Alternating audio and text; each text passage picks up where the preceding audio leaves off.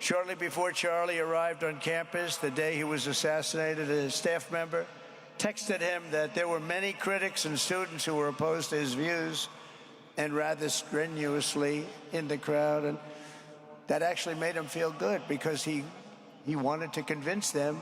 He understood. He really did. He understood what was right. And he was right about that. A lot of it was based on common sense, by the way.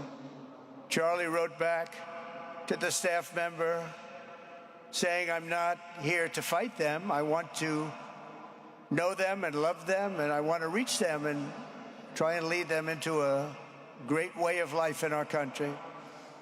In that private moment on his dying day, we find everything we need to know about who Charlie Kirk truly was. He was a missionary with a noble spirit and a great, great purpose. He did not hate his opponents. He wanted the best for them. That's where I disagreed with Charlie. I hate my opponent, and I don't want the best for them. I'm sorry. I am sorry, Erica. But now Erica can talk to me and the whole group, and maybe they can convince me that that's not right, but I can't stand my opponent. Charlie's angry. Looking down, he's angry at me now. He wasn't interested in demonizing anyone. He was interested in persuading everyone to the ideas and principles he believed were good, right, and true. Before each appearance, he prayed these words: "God, use me for your will." Always said the same thing: use me for your will.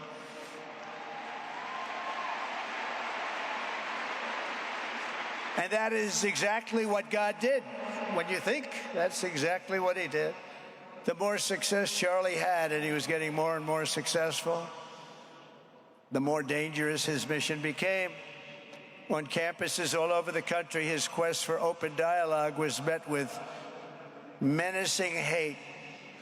There were bomb threats, pulled fire alarms, and countless rage-filled radicals who tried to shout him down. It was nasty.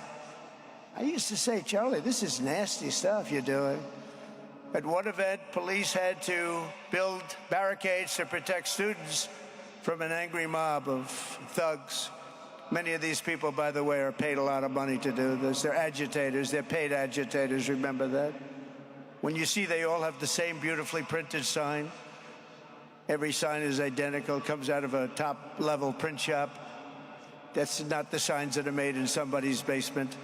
Those are paid for by very bad people, and hopefully we're going to be finding out through the DOJ who those people are.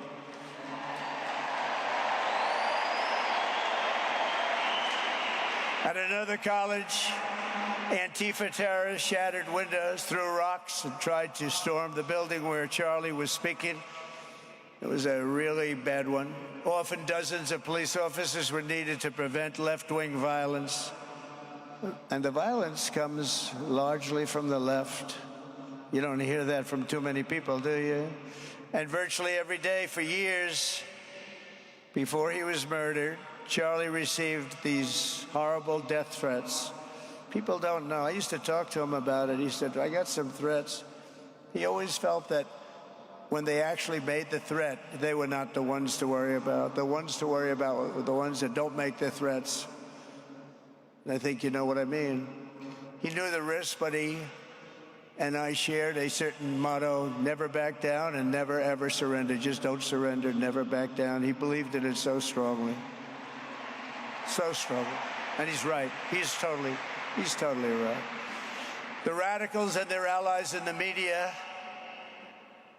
sometimes referred to, as my son said, the fake news media, tried to silence Charlie for a simple reason: because he was winning, and he was winning big. He was taking over college campuses, colleges that had, in theory, only very liberal, or as they like to say, progressive. I call them liberal, but they like to call themselves, because it's such a beautiful word, progressive. They're the opposite of progressive, if you think about it.